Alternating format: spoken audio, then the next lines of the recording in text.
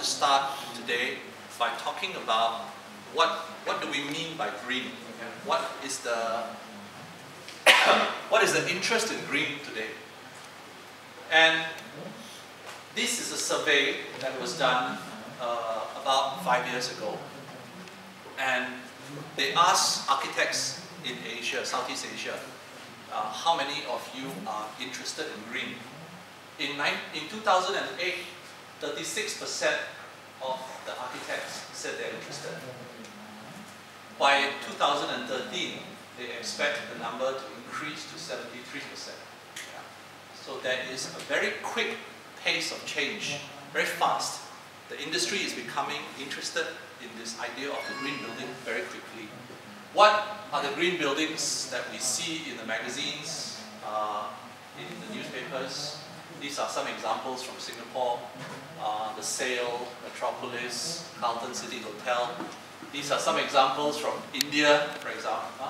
India also has a lot of activity in green design. These are a mix of business park buildings, hospitals, office buildings, and so on. What we are coming to understand today is that green equals certification. Do you know what certification is? Certification is when you, as a developer or an architect, submit your building for rating. In Singapore, we have this thing called Green Mark. When you submit for Green Mark certification, the certifying authority will give you a piece of paper and say your building is green. They will measure different things. They ask you to calculate energy, do this, do that, calculate water, calculate the efficiency of the systems and the lighting systems, and then they'll give you a certificate. This is what, in the last 5 years, has become the way in which we talk about green in industry. Yeah, you are all students, right? All of you have not graduated. When you graduate, I promise you, you will have to deal with this monster called certification. I say it's a monster because it's very big and it eats everything in its path. In Indonesia, there is now the Indonesian Green Building Council, and they have launched 2 years ago the Indonesian certificate rating tool called Greenship. Have you heard of Greenship? Yeah. So Greenship is like Green Mark in Singapore, or LEED in India, or BREEAM in Hong Kong. These are all certification tools. And they are used by the market to describe what is a green building and how important, how do we define green. Yeah? Certification is going very fast in Asia, and it's something that you should be aware of. Yeah? In China, for example, and China is a late starter. They've only started their certification tool about 2 years ago. And they say that they have already got 200 certified buildings in China, another 300 coming on the way. Yeah. India has a much longer start. They started 10 years ago. They say that they have 201, this is last year, they have 201 certified buildings in India, another 1,300 on the way. Yeah. Singapore, small but noisy.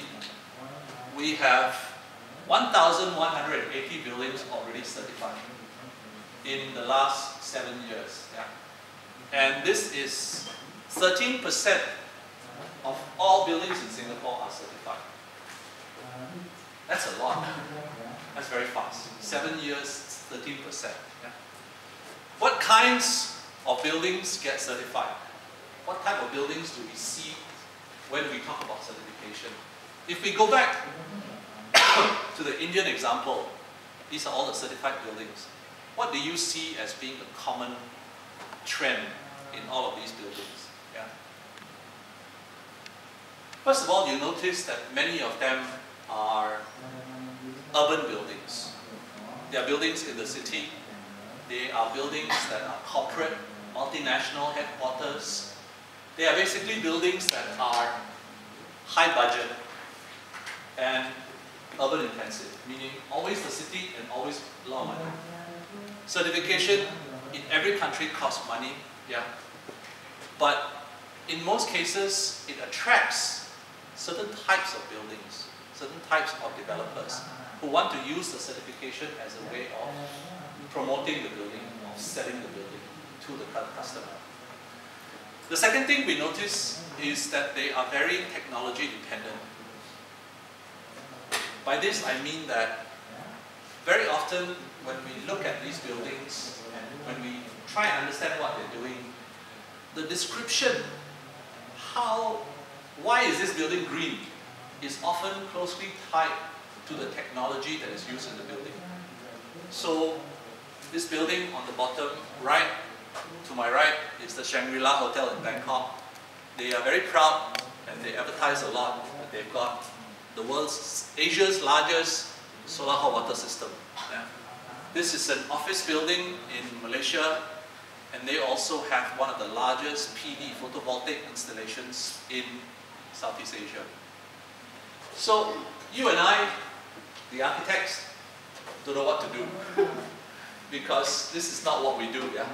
We don't make technology, we make good buildings. Yeah? But the problem is green is becoming a game of technology, yeah? And it is constantly being marketed as a technological improvement.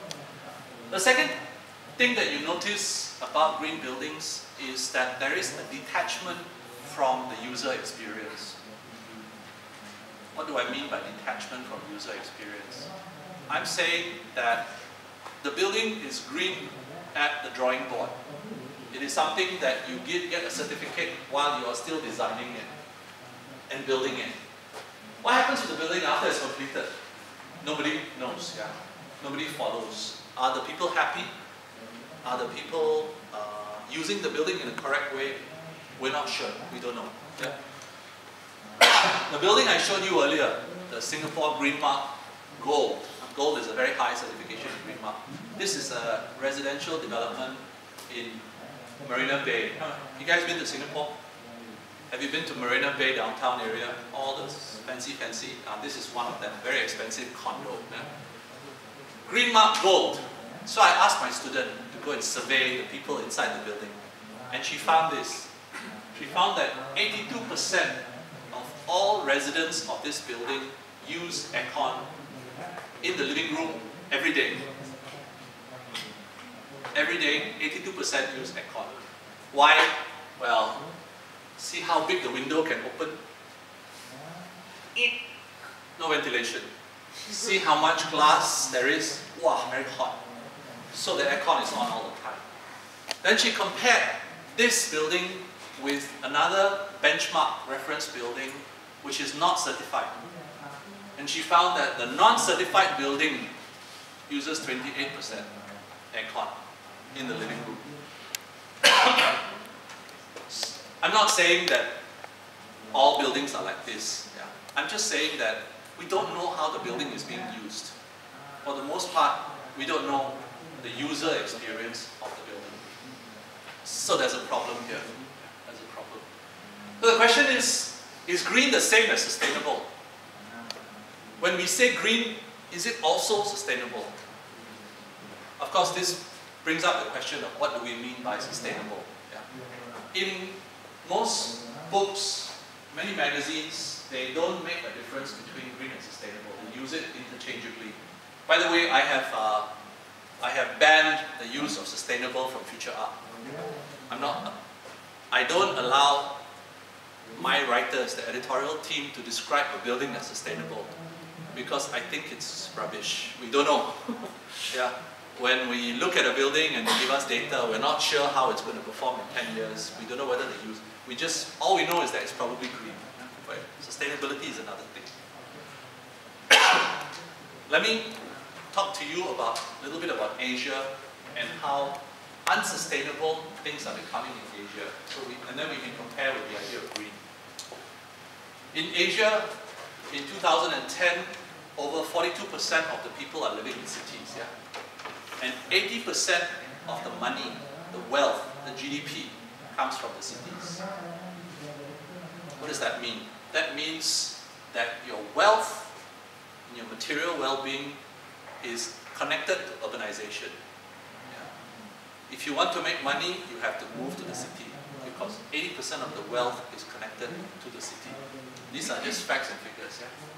If you look at how well people are in Asia, and on top you have a graph showing you the Human Development Index. Yeah? On the left is Japan, very high Human Development Index, meaning people are healthy, they have a lot of material things, they have good education. Yeah? And on the right is Myanmar, which in this list is the lowest HDI. Yeah? And you compare that with urbanization. Black is the percentage of the city, of the country that is urbanized. Green is how many are in the countryside. You actually see that on this side, you have a lot more urbanization, and on this side, you have a lot more people living in the countryside. So,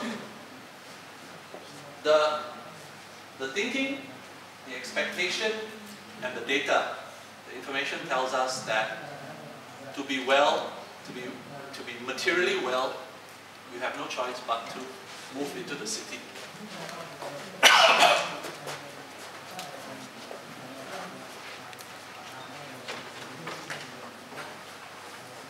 What else does the data tell us? Yeah? This is a map of the carbon emissions in Asia. Carbon emissions is the amount of greenhouse gases. Carbon dioxide is one of the greenhouse gases. But to calculate carbon emissions is to calculate how much does each country pollute the atmosphere. How much do we contribute to climate change, global warming? And Singapore, I am embarrassed to say, is one of the highest in Asia, along with Japan and Korea. We have very, very high carbon emissions. Why? This is tied to our quality of life. Everybody drives a car, everybody travels a lot, so all of these things contribute to our carbon emissions. Yeah? Indonesia, by comparison, is very green. 1.77 compared to our 12. We have a lot to learn from you. Yeah? Let me just say, I come from Singapore, but I'm not saying everything about Singapore is good. We have a lot to learn from you. But if you look at what is happening behind this, meaning how have the carbon emissions changed from 1990 to 2007, Singapore has increased 15.4%. Indonesia has increased 164%. Yeah. And this is because you are urbanizing, you are industrializing. More and more people in Indonesia have access to cars, to wealth, to houses, air conditioning. It's a natural thing. Yeah? It's going to happen. Every country in Asia is trying to increase the standard of living to that of developed countries. But while they're doing that, you look at Laos, for example, over the same period, 553% increase in carbon emissions. Is this sustainable? First of all, countries like Singapore should reduce their emissions. But secondly, if everybody tries to achieve the same standard of living, the same level of emissions, we are going to be in trouble. Yeah, we know this already. Yeah, we have to find a way around it.